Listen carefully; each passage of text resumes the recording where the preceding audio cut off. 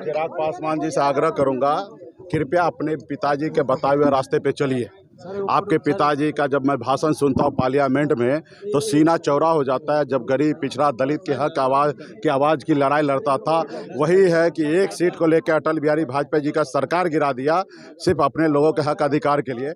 आप वाकई में शेर के बच्चे हैं, शेर के जैसे जीना सीखिए, संघर्ष कीजिए, लड़ाई लड़िए, अपने लोगों के हक अधिकार के लिए संघर्ष कीजिए। आप ऐसे लोगों के साथ है जो आरक्षण खत्म कर रहा है।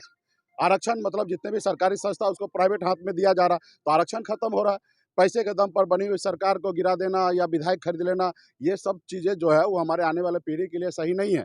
तो आज हमें बाबा साहब भीमराव अंबेडकर के द्वारा ताकत मिला, तभी आज हम लोग मंच पे से सीना चौड़ा करके अपनी बात रखते हैं। अगर संविधान ही नहीं रहेगा तो हमारा वजूद क्या रहेगा? आज़ादी से पहले हमारा वजूद क्या था? तो इसलिए मैं चिराग पासवान जी से कहूँगा कि आप युवा हैं, शेर के बच्चे हैं, उसी तरीके से जीना सीखिए, ना ही कि किसी के शरण में जाके जबरदस्ती किसी का हनुमान बनिए।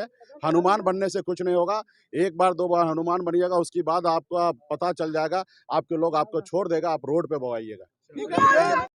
अब छोड़िए ना, किसका औकात की कौन बात कर रहा है? पूरे बिहार को पता है किसका औकात क्या है। वो लोग टिकट मांगने वाले लोग हैं, हम लोग टिकट देने वाले लोग हैं।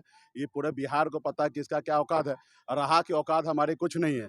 हम लोग तो गरीब पिछड़ा दलित के हक अधिकार के लिए हम लोग संघर्ष करने वाले लोग हैं। हम गरीब घर में जन्म लिए हैं, संघर्ष करके यहाँ पे पहुँचे। हमारा कहाँ औकात है भाई? हम लोग तो औकात बनाने का कोशिश कर रहे हैं, संघर्ष कर रहे हैं कि गरीब पिछड़ा लोग भी अपने सर उठा के जिए, इसके लिए लड़ाई लड़ रहे हैं। वो लोग बड़े लोग हैं, बड़े घराने लोग हैं। वो लोग तो कभी एक समय था कि हम लोगों के हाथ से पानी नहीं पीता था, उनका निश्चित तौर पे बड़ा औकात है। वो अगली 2025 का जब चुनाव आएगा उस समय पता चलेगा किसका क्या औकात है। ये लोग तो बिकने वाले लोग हैं, 50 करोड़ रुपया लेकर बिक गया। तो हम लोग बिकने वाले नहीं ना, हम लोग तो संघर्ष करने वाले लोग हैं। आज हम अपने हक अधिकार के लिए, हमारे मोदी जी से व्यक्तिगत लड़ाई नहीं है, देश के प्रधानमंत्री नरेंद्र मोदी जी हमारे भी हैं, तो हमारे तो एजेंडा पे लड़ाई है ना। हम चाहते हैं कि गरीब किसान का हक अधिकार उनको मिले, देश के युवा को नौकरी मिले, हम इसके लिए लड़ाई लड़ रहे हैं। वैसा तो मैं अगर उसका कल मोदी जी जिंदाबाद करूँ तो मुझे उससे भी बड़ा ताकत मिल जाएगा, लेकिन हम लोग विचार के साथ जीने वाले लोग हैं। और रहा कि जिनके बड़े औकात है, वो समय आएगा तो उनको पता चल जाएगा कि उनका उनका औकात क्या है।